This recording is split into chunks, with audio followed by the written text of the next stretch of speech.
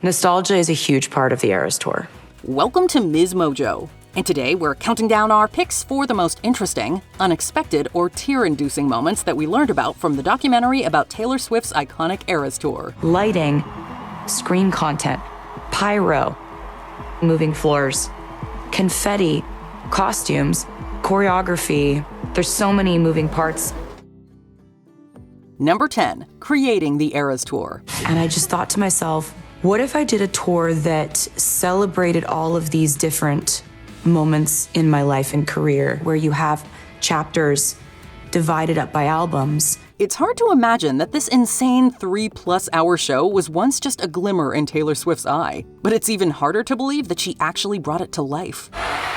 It's been a long time coming, but it's you and me, that's my whole world. In the documentary, Taylor talks about how nostalgic she got reminiscing about her past songs, and how it felt like flipping through her old diary and reliving her memories. All this work is so indicative of the time I was in my life. I feel like I'm reading my old diaries, thinking about all the different girls I was until I was this one.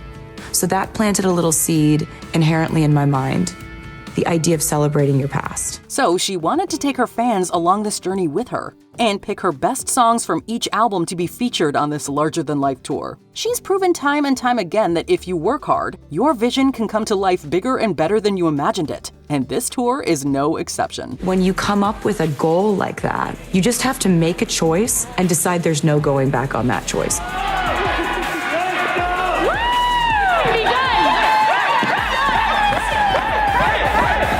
Number 9, the new Reputation bodysuit. If she were to have a new Reputation bodysuit, what would you want it to look like?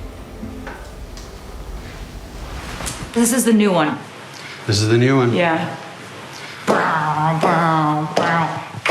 One of the most memorable parts of the Eras Tour is the costumes, and it's not just because she can change costumes practically in the blink of an eye thanks to her team. Although there have been many different versions of Taylor's looks throughout the tour, there was one that stayed consistent: the red, asymmetrical, sparkly snake design suit that represents the Reputation era. But Reputation was monumental. Is it cool that I said all that? Is it too soon to do this yet?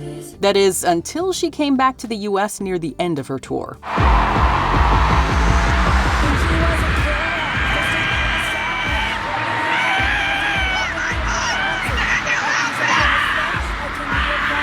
Fans flipped when she came out in virtually the same bodysuit, but it was gold instead of red. And we agree with her in that the subtle difference makes this one of her best looks.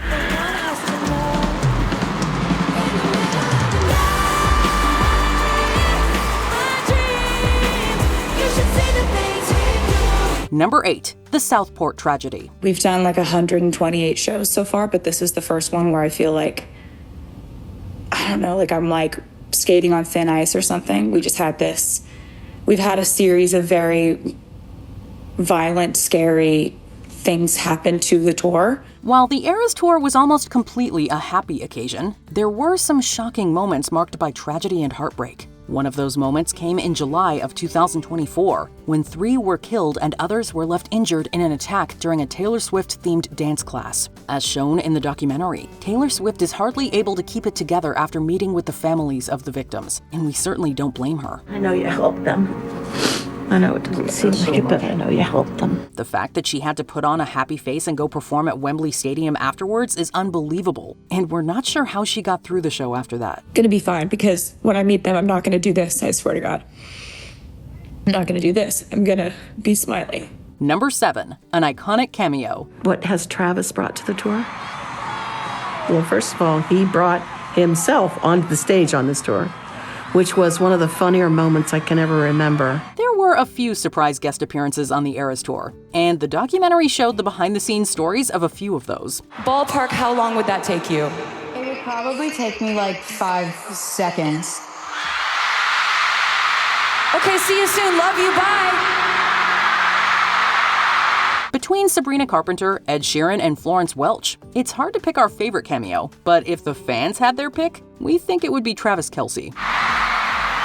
The way that he just comes to life when the lights are the brightest, People talk about that all the time with him. They're like, the moment's never too big for Travis. What started as a joke became reality when Taylor and Travis decided that he would appear during a skit in the Tortured Poets Department era. Taylor herself said that fans were never louder than they were when he appeared. I can safely say that was the loudest it ever got on the Eras Tour. And we have to say that we are impressed with his showmanship and how good of a sport he is. Number 6, Austria aftermath. According to officials, they found chemical explosives, detonators, and ISIS propaganda at the main suspect's home. It wasn't exhaustion, health concerns, or weather that shut down any of Taylor Swift's shows, but something much more devastating. Swift got openly emotional in the documentary when talking about the fact that her Vienna shows could have been a catastrophe, but instead they were canceled after terrorism threats. We dodged like a massacre situation. And so I've just been kind of all over the place. Although the fans were understandably heartbroken, it was definitely the right call, but it still left Swift mentally and physically tormented. So what happened in Vienna and the idea of someone being able to rewrite the entire headline of this whole experience with one awful act, I feel so grateful that it got stopped, but I also felt just so horrible for the fans. Backstage footage showed how nervous she was to perform after that, and we are shocked that she was able to shake it off and put on an iconic show after the trials and tribulations she faced on the European leg of the tour. When you're sort of the ringleader of this show, they can sense any kind of shift energetically in you, and you have to really focus on that and factor that in, that you're at the Eras Tour. Nothing's wrong. Number 5. Taylor's mom helped her meet Travis. I'm looking at the headlines of perusing around what's on the internet, and I see that this guy came to your show and he brought a friendship bracelet and wants to meet you. Taylor's mom, Andrea, has been with her through all of the ups and downs of her career, and it's clear that Taylor considers her to be somewhat of a good luck charm for her while she's performing. Do you need me? They need me in there. Okay, that's all I have for you. Okay. Thank you I love very you. much. My little lucky charm. Bye. Bye. But it turns out that Andrea is also bringing Taylor good luck in her love life, as she had a huge part in helping Taylor get together with Travis Kelce. After hearing that he went to her concert with a friendship bracelet in hand, Andrea did some digging on him, told Taylor about him, and encouraged her to go out with him. And so you call me up like with this tone of like, hey, so I know you're gonna not react well to this, but there's a guy. He's really cute. You said something to the effect of like, you gotta start doing something different. They are set to tie the knot in less than 6 months. So good going, Mom. Number 4, Jeslyn Gorman's diagnosis. Sucks. While on tour, I was diagnosed with breast cancer. And obviously it was devastating. It's clear that Taylor has one of the hardest working crews in the industry, but it's just as clear that they all have a lot of fun doing the work they do. This sentiment was echoed when one of her background vocalists, Jeslyn, was diagnosed with breast cancer and had to step away from the tour to receive treatment. 6 months, I had to like take off and go through chemo, surgery. I had edema, I had like skin issues. I usually have all this curly hair. Evidently, she is quite the fighter, because not only did she beat the disease, she returned to the tour almost immediately after only taking a few months off. We just wanted her to know that no matter what, under any circumstances, if she wanted to come back, she could.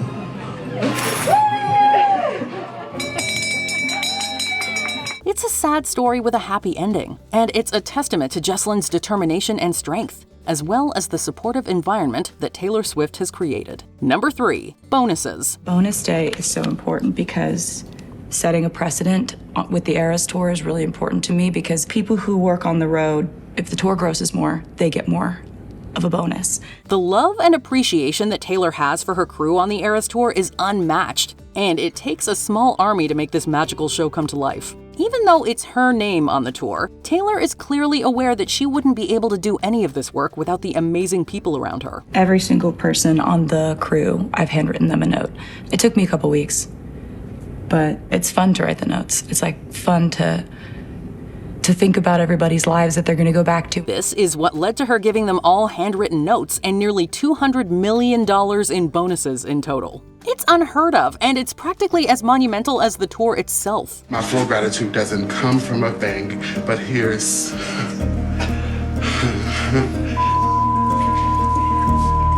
is just to say thanks.